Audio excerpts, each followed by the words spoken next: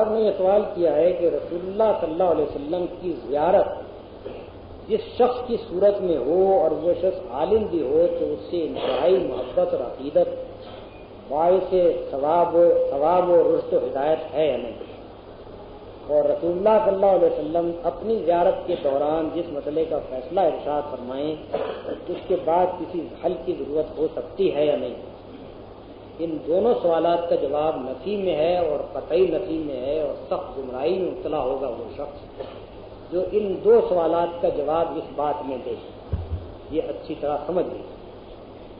رسول اللہ صلی اللہ علیہ وسلم کی صحیح زیارت صرف وہ ہے جو آپ کی اصلی شکل میں، اور آپ کی اصلی شکل کو وہی لوگ پہچان سکتے ہیں جنہوں نے آپ کو دیکھا ہو۔ رسول اللہ صلی اللہ علیہ وسلم نے جو اطمینان لوگوں کو دلایا تھا وہ یہ تھا کہ میری شکل میں شیطان نہیں آ سکتا۔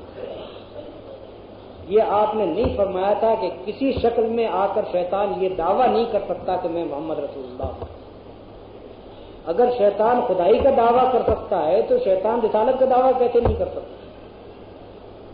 تو یہ ایک بہت بڑا پیچ ہے جو پڑ گیا ہے لوگوں کے دماغ میں۔ لوگ ایک طرف تو یہ حدیث لیتے ہیں کہ رسول اللہ صلی اللہ علیہ وسلم کی شکل میں شیطان نہیں آ سکتا، اور پھر یہ کہتے ہیں کہ جس شکل میں بھی آیا ہے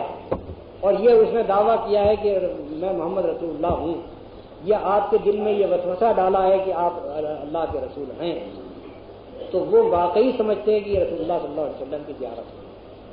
قادیانیوں کی گمراہی کے بڑے اسباب میں سے شیطان نے تقریباً 80-90% آدمیوں کو یہ دھوکہ دیا، اور مرزا قادیانی کی شکل میں رسول اللہ صلی اللہ علیہ وسلم کبھی آ رہے ہیں، کبھی رسول اللہ صلی اللہ علیہ وسلم کی شکل میں کوئی ہے اور مرزا قادیانی آپ کی گود میں بیٹھے ہیں، اور کبھی مرزا قادیانی خواب میں تصدیق کر رہے ہیں۔ بہت سے لوگ اسی وجہ سے گمراہ ہوئے اور انہوں نے مرزا قادیانی کو تسلیم کر۔ اسی طرح سے یہ بات کہ رسول اللہ صلی اللہ علیہ وسلم کے نام سے کسی شخص کو آپ دیکھ رہے ہیں اور آپ کے دل میں یہ خیال آیا کہ آپ رسول اللہ ہیں، یا اس نے یہ کہا کہ میں محمد رسول اللہ ہوں، یا کسی نے یہ کہا کہ یہ محمد رسول اللہ صلی اللہ علیہ وسلم ہیں،